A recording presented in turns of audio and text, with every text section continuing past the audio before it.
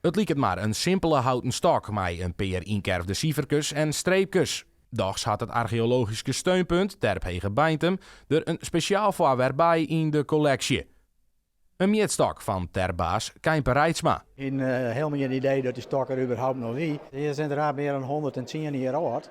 Die stok is gebruikt bij de terpelgravingen. Niet alleen bij Hege Beintem, maar bij meer hier in Noord-Eerst-Friesland.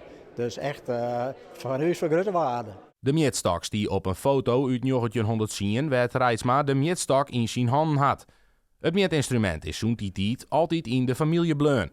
Uiteindelijk had de nu 88-jarige pakensisser Thomas Reitsma van Veenwouden de stok aan het archeologisch centrum doneert.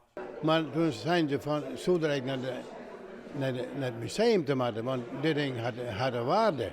Want dit werd oud. En nu blijkt dat het nog over 100 jaar is. Dat heb ik net gehad.